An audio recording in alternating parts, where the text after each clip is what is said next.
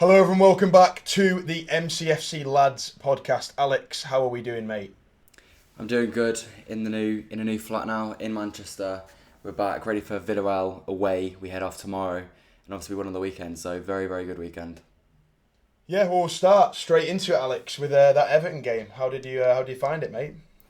Yeah, it was a slow start. I thought first half we did not look great at all. Struggled to break them down. Obviously we hit the bar from, I think it was a corner. We had a few decent corners, but from open play didn't really challenge them. They had a few chances, but I think once we got the goal, we were well in control of the game. So can't argue. Clean sheet, fairly comfortable in the end. HAALAND unlucky not to bag a hat trick, but on the whole pretty happy because Everton's not an easy game. I think we've dropped points against them at home in 2 of the last 3 seasons. So Yeah. it was a big win, and yeah, second in the Premier League. Can't argue with it at all.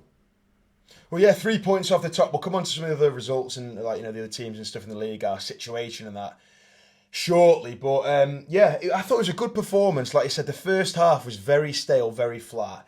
It felt almost like one of those 12:30 games, even though it was 3 p.m. because you're at home, not on TV, so obviously people in England not at the game can't really be watching it. But it felt flat in the first half. There wasn't much crowd noise, that kind of stuff. But then in the game, we grew into it. We started dominating it. We did restrict in the second half Everton having pretty much any chances, to be fair. I can't really remember any they had. The first half, Beto was very poor. He had a one-on-one, I think was offside that he missed. He had an open goal he couldn't quite reach. We weren't amazing, but then ultimately it was a different team that we saw to kind of the last few weeks. I know it was the international break, we're now back. Ake started. How do you think he got on? I thought he had a really shaky start. There was a few times when he was on the ball and he was just either passing out of play or passing to Everton players. But I mean, again, a lot like the rest of the team, I thought he grew into the game and by the end of it he looked solid. He obviously needs minutes. I wasn't against him starting ahead of Villarreal. No idea if that was fitness related or if it was simply just he needed minutes. But yeah, he didn't start great. Wasn't a great performance from him, but it was solid. It was standard. We kept a clean sheet, so ultimately you can't argue with the defenders too much. Yeah, Donnarumma good between the sticks again. Nunes at right back was a standout performance, to be fair. Solid performance from him. O'Reilly very good as well. Diaz decent. Nico had a good game, I thought. A very solid game from Nico once again. Yeah, Reinders was alright. Savinho, again, a few people questioning him. He did get subbed off in the end, but Doku came off before him, which was maybe because Doku's starting against Villarreal, I'm not sure. But I thought Foden was very good. No direct goal involvements, but he was very good, I thought. Creativity is there for him. And Haaland getting 2 goals again, but he could have had 3 or 4, Haaland, in the end. Genuinely could have had 3 or 4.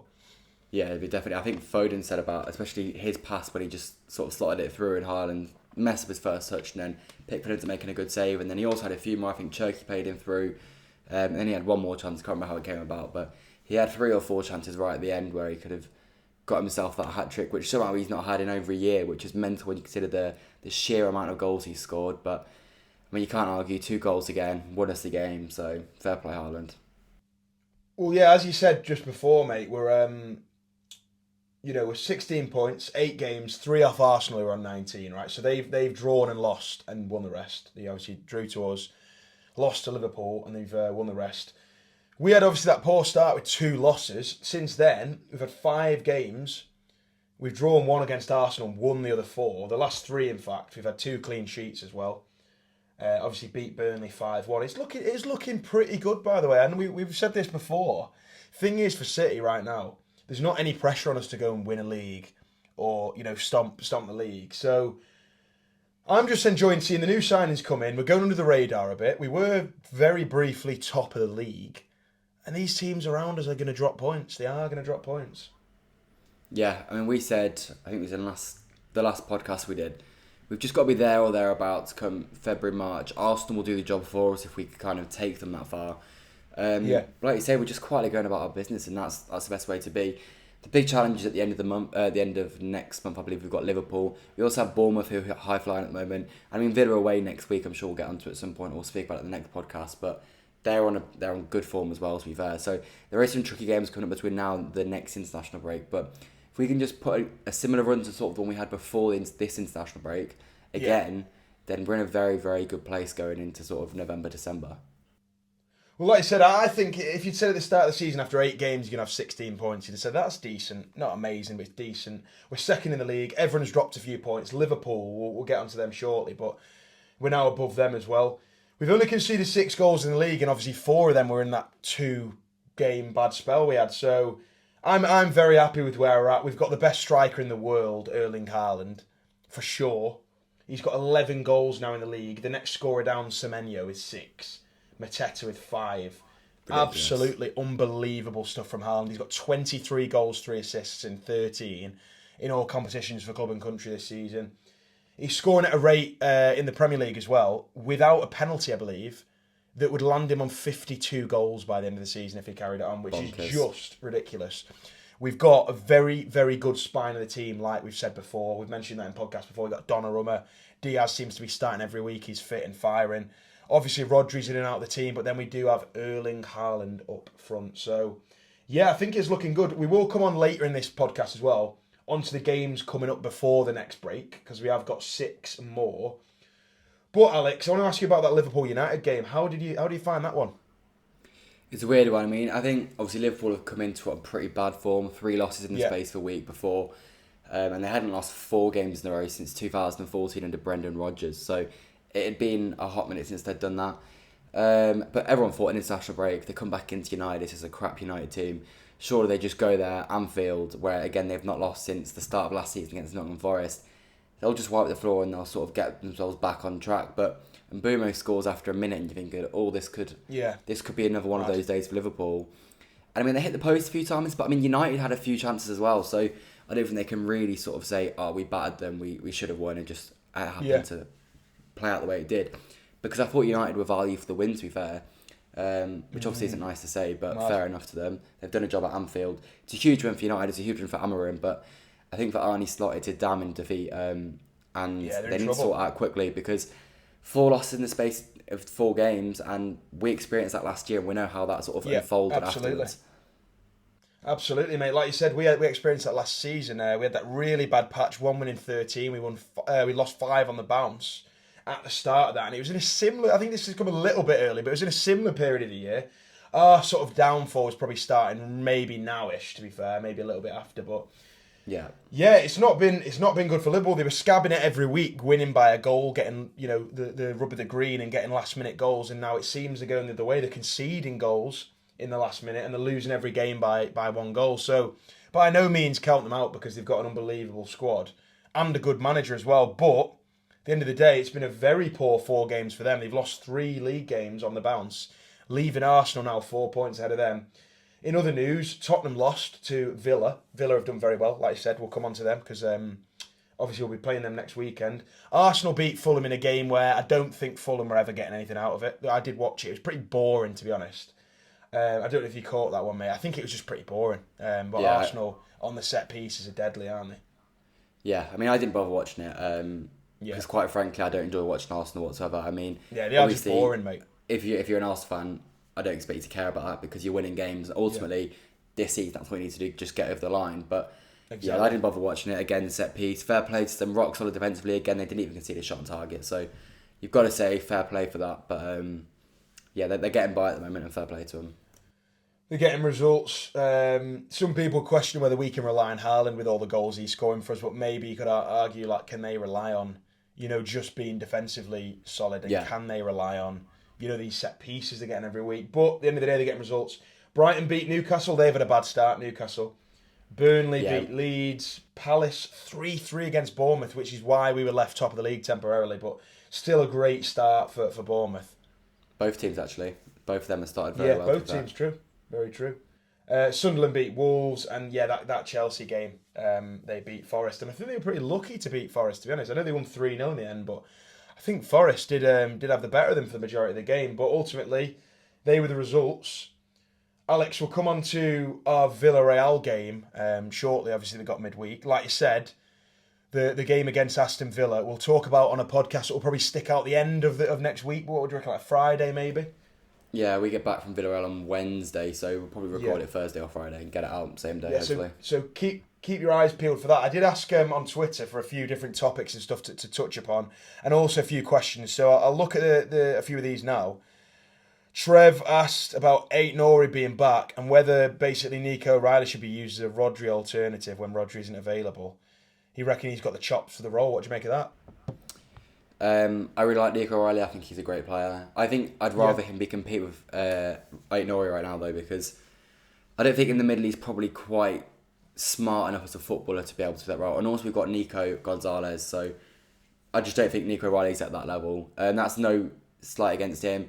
Pep never tends to like young players playing in central roles. For example, when Foden came through, he wanted them out wide because the players in the middle need to be so intelligent, and that comes with sort of playing a long time. So needs to be crafted in there. I absolutely think O'Reilly will one day be good enough to start at Manchester City's midfield, but right now I don't think we should be considering that as an option.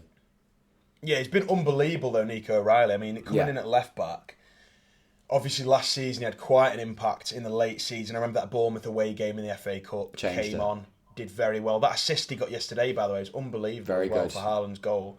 Great run, great ball through. I think was it Foden that put him through for that cross. Yeah, Foden was excellent yesterday. He did that for both goals. He sort of got the pre-assist. Yeah, unbelievable. So, yeah, I definitely think O'Reilly's got the beans to be playing there at some point. But like you said, maybe not quite yet. I think Nico's done a good job covering for Rodri for now. And then Punk Pride here said, can you talk about how other players need to step up other than Haaland? For example, in the 2022-23 season, the treble year, everyone in the team was scoring. He said we need more of that. I do understand what he's saying. I feel like maybe like what Pep was saying, you can't rely on one player to get all your goals. But ultimately, I think we're creating chances for Haaland. Maybe we could make more chances for other players in the team. But Haaland is the output of our team. He's the centre point in that attack. And the fact that he's scoring shows that we're doing things well. So yeah, I think it is a bit of an anomaly as well. I think other goals will come from other places. Yeah, I think as well on top of that, I think we're seeing Doku starting to contribute a lot more. Marmoush's been out injured, but I have no doubts that he's going to contribute to goals quite a lot. Yeah. Foden, he got no goals or assists yesterday, but neither of the goals happen if he's not playing his part. So yeah, I think while right now the stats show that Haaland is absolutely carrying us, I think there are players that are starting to take on responsibility when they weren't last season, and I think sort of the stats will start to even out, and Haaland will slow down, but I do think there'll be players that sort of pick up the pieces. And I've not even mentioned Ryan Cherky as well, who I absolutely think will play a big part in City scoring goals this season. Yeah, we tweeted out an MCFC Lads Pod on X. That's at MCFC Lads Pod. Basically, pin tweet is the leave any questions. So I've got a couple here. Echo says, "Is it the year?" And it's a picture of Haaland with the Ballon d'Or. Alex, what do you reckon? I mean, I was about to say this year more than any year, but I mean, after the 2023 season, it's hard to sort of say that given how good he was. But he's got no Messi to compete with this year. And so right now, I think absolutely he's got himself a very, very good chance. Ultimately, it will depend on what silverware we end up with, because if an Mbappe goes and takes Madrid to a Champions League, then realistically he's going to win it. But it's also World Cup year as well, which is worth noting. But Haaland could be taking Norway to the World Cup. So I think he's absolutely got a chance, and the way he's scoring goals at the moment is just insane. And we both said after the Brentford game, this is the best Haaland we've ever seen. So I hope he gets it, but we'll have to wait and see. Yeah, like you said, I mean, if there's going to be a year, that treble year, he got 52 in 52. We won the treble in his debut Premier League season. He got the goal-scoring record in the Premier League, and he still lost to with all due respect, overly ripe, not finished is probably the wrong word, but Lionel Messi that was on his way out. Career. So I'm not sure how we didn't win that one, but it's an individual award. We pick up a lot of team trophies, so I'm not that bothered about it. I mean, obviously we got the Rodri one last year. So yeah, final one of these community questions. Mo has asked, are we going to see Pep committing longer than people are expecting? In brackets, talking about the 2035 joke he made, or is 2027 the real horizon? Now, if you don't know what he's on about, Pep was basically told, I forgot the guy's name, someone basically said, I think he was a former Bayern coach maybe, said that Pep basically needed to have a break, he needed to finish or whatever. And we've heard this before from so many different people. And Pep said he maybe he does, but he'll start thinking about that in 10 years, basically, in 2035. Obviously, not to be taken literally, but yeah, what do you make of that?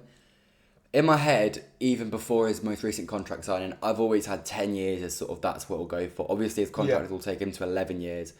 I would be very, very surprised, even more so than before, if he ends up extending again. Again, it depends how we do what we're doing, what happens with 115. All these things will play a big part into it. But I'd be shocked if we've got Pep longer than 2027. I hope we do, but I mean, we'll have to wait and see. Yeah, the thing is for me, mate, I feel like I've had this conversation on repeat for my entire life. 7 years, We pretty signed much. Pep. I remember speaking to United fans when we signed Pep at school and that, and they were saying like, "Oh, Pep will, not adjust, whatever." And he more than adjusted. He got 100 points in his second season. I remember them then saying, "Oh, you'll win a few trophies and then he'll leave." Everyone said 3 years was like the Yeah, golden 3 years period was for the Pep. I number, think he wasn't it? did. Did he do 4 at Barca and 3 at Bayern? I think something Yeah, like he that. did. Yeah. So, people are saying 3 years, 4 years, you might be lucky if you get 5. And then we got that another extension and another extension. And then it was like, will he get to 10? Then it seemed destined after the 4 in a row that he was going to finish on that. Basically, he Yeah. was going to do the final year. And then things massively messed up last season. He didn't want to leave the club in a bad situation. So he signed a new deal. But now he's getting this new generation of players coming through. And he's got Haaland, one of the best goal scorers ever, in his team. I feel like, as much as I wouldn't be too surprised if he did leave in 2027, like I said, we've had this conversation countless times, and I don't think Pep's just going to leave for the sake of it. If he feels he's got more to do and more to win, I think he could stay. So, yeah, I think that's a great question. I think the jokes and stuff he makes, don't take them too literally. If he does leave at the end of this contract, I think we'll probably know in the next year if that's going to be the case. But, yeah, don't be that... I wouldn't be that surprised if he extended another maybe 1 year. We'll see. We'll see anyway. I'd love to see him stay at City, but Yeah. it's been like you said 9 years, and probably the best 9 years we'll ever have as fans. So that's a great question to end it on. We'll move on now to the Champions League, Alex. We're heading to Villarreal tomorrow. We are. We've got a flight from Manchester to Alicante. We're going direct both ways, which is fantastic because those of you who have been following the MCFC Lads page for a while will know that we've been on some pretty crazy routes to plenty of European aways. So being able to fly from Manchester direct is a blessing. But we've got ourselves a cheeky trip to Benidorm and then a coach to the game on Tuesday. I think there'll be quite a few Blues in Benidorm as well. So tomorrow night should be good. It should be lively. It should be good to see everyone. 25 degrees I've seen in Benidorm. It's raining 27 I've seen, mate. Yeah, it's absolutely chucked it down all day today. And all I've been able to Toasty. think is that in 24 hours, we're going to be in sunny Benidorm. So, very much looking forward to it. The game as well should be good. It's a new ground for me. I think it's a new ground for you as well. Yeah. Yeah, my dad went in, was it 2011 we played in the first time in the Champions League. So, yeah, it's I'm excited for the game. We had that first game against Napoli, big win.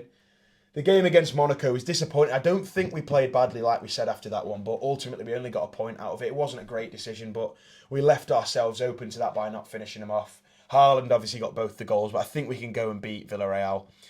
I think, am I right in saying they've had a pretty bad start to the Champions League? I'm just going to pull it up now. Yeah, they lost to Tottenham. Lost to Spurs, yeah. And drew to Juventus. So they've had 1 point from 2. They've not had a good start there. They do have a few players you might recognise. They've got Nicolas Pepe up front.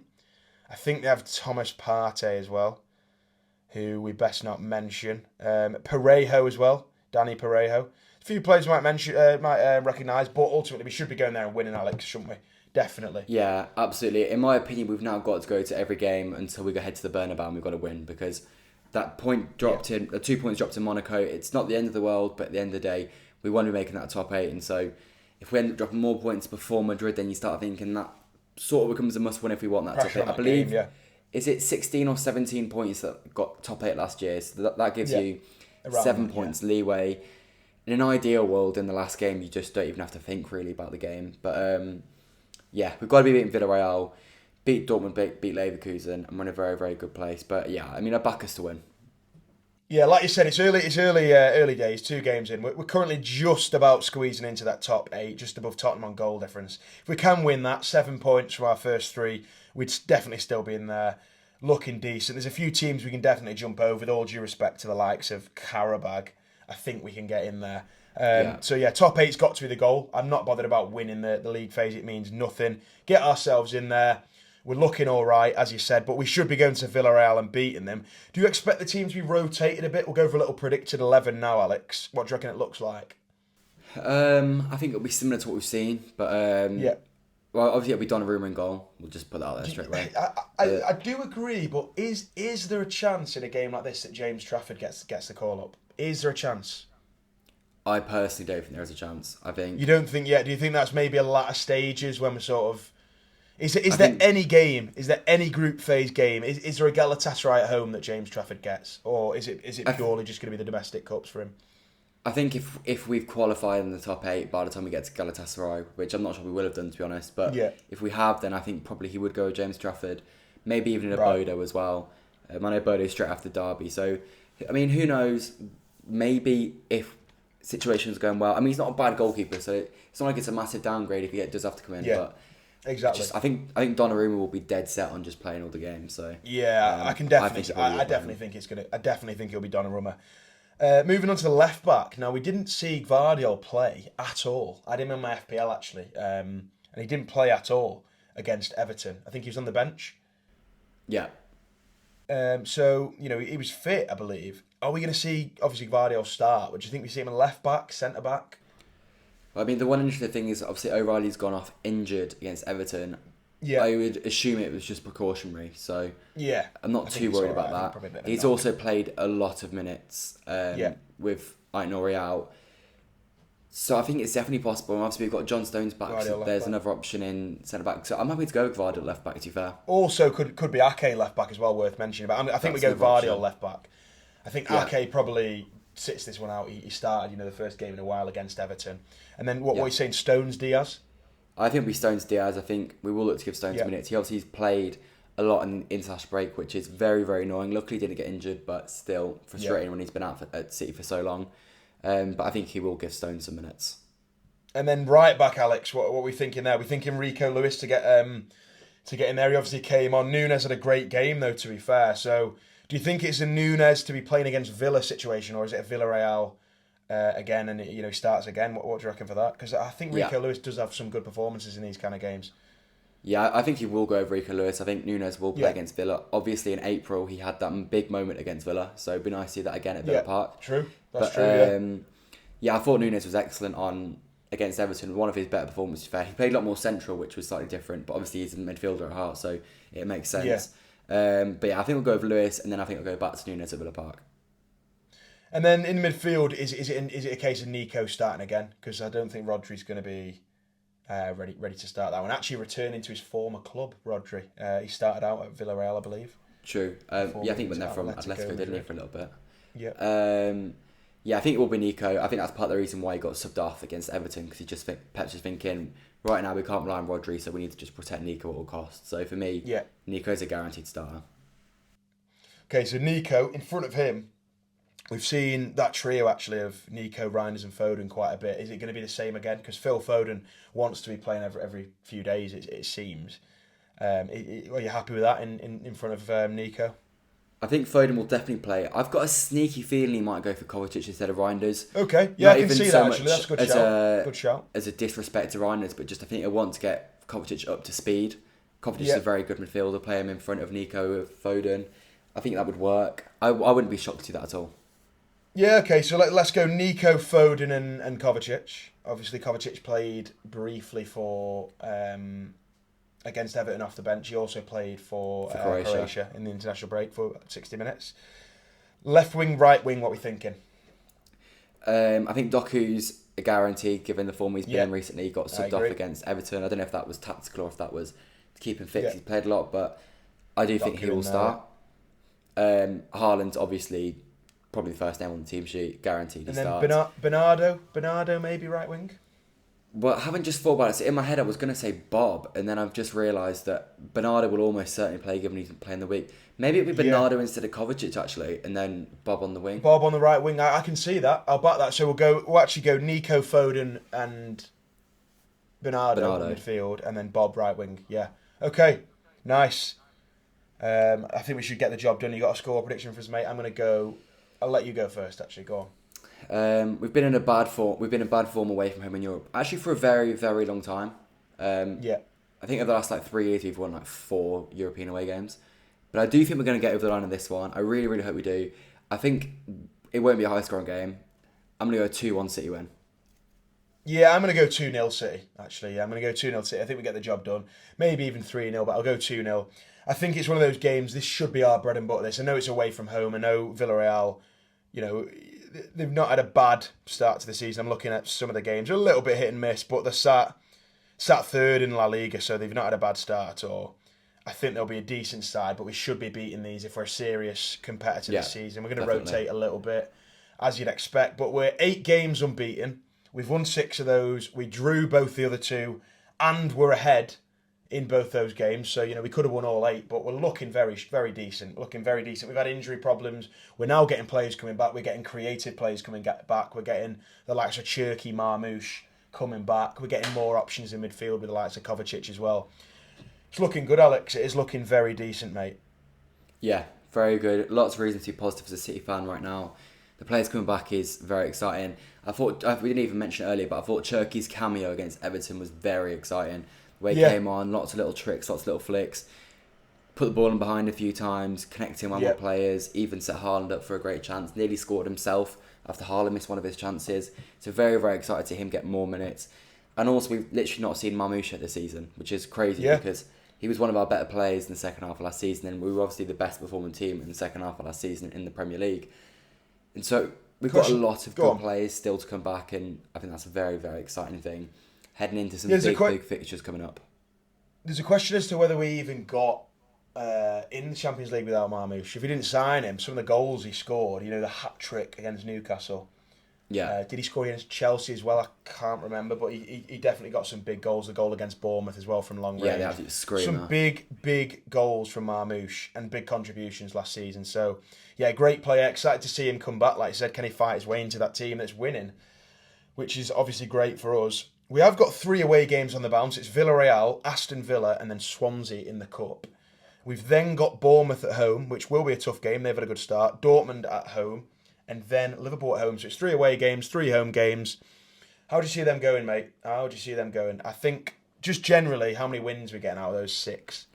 I expect us to win all the home games. I think if you're going to be successful, make winning the home games your bread and butter. We've got a good record at home in the Champions League, good record at home in the Premier League. We've got to get back to making the Etihad a fortress because last season, obviously, we had so many records just like on standby, and then they all just got wiped out, which is a massive shame. But win the home games, even though one of them's against Liverpool, the other's against Bournemouth. They're not easy games by any stretch of the imagination, but I'd like to think we can beat them. I'd settle for a point away at Villa, I think. Okay. If you go and win the home games, a draw at Villa is absolutely okay. And then obviously, I expect us to beat Swansea, and I've just said I hope we beat Villarreal. So I think we win 5 of the next 6, and we draw the game to Villa. Okay, I think we're getting 4 wins out of it. I think there'll be a bit of a mysterious draw that you don't really expect. Yeah. Maybe it's against Dortmund, maybe against Bournemouth, Liverpool. I think there's a draw somewhere. I think we can beat Villa away, hopefully anyway. But as I said, Alex, I'm excited for this trip to Villarreal. You've explained the route. As we've said before, we usually go very indirect to these games. It makes it a lot cheaper. Last time out, actually, I had one of the worst journeys of all time on the way back. It was not good. Did. But we did actually make a vlog of that game and the journey and stuff there. So if you've not checked that one out already, maybe get yourself in the mood for a European away game with that one. It should be titled something along the lines of the best... let me find it. I'm going to pull it up. I'm going to value our listeners that have listened all the way to the 29-minute mark enough to find them the exact title. Video was called 1-Star European Away Day Experience. And it was actually a different style of vlog, Alex, to what we normally go for, mate. It was. I don't know if you plan on doing one for Villarreal again, but it was more of a sort of going to do everything bar the match vlog instead of the usual match day vlogs, which was there as well, actually. Yeah, a bit of insight into, what it's like going to a game, making content, stuff like that. So, yeah, I don't know what the next one will be titled, but we're going to try do one for Villarreal. We've got our good mates Nick and Louis going with us as well. Podcast coming next week. And it's also today, on the 19th of October at the time of recording, MCFC Lads' 10th birthday. So, yeah, crazy. There's a picture on Instagram and stuff of the Instagram account when it was set up with 15 followers. So, yeah, it's been a mental journey. To anyone out there that doesn't know, basically the account was like a fan page. I used to upload videos and stuff like that at games, little chants, news, and then it just slowly developed into something that it's turned into today, which is massive. So I really appreciate the support. We've now obviously got the podcast rolling. We're enjoying doing these. This is episode 21. So, David Silver like episode. We said last time out, hopefully we can get them going. Very solid. And we really appreciate the support. Hopefully City can keep winning games. Should be good in Villarreal. If you're out there, make sure you come over and say hi, get in the video, whatever you want to do. But yeah, that's podcast 21 pretty much done, Alex. Anything else to say, mate? Not much else, just that we're looking forward to Villa away next week. Going to be a busy week, but the best weeks are the ones where you sort of go and follow City away from home. Exactly. Especially when there's not horrendous travel involved. So very much looking forward to the week ahead. Yeah, we'll touch on obviously the Villa game and the upcoming games the week after the Swansea game too next week. But yeah, if you've enjoyed listening or watching or whatever you've done, please drop a like, whether you're on Spotify, YouTube. Follow us on both as well. We really appreciate it. Also, leave a question on X at MCFC Lads Pod or in the comments of this stream so we can answer it next week. Yeah, we appreciate your support and more than anything, up the Blues.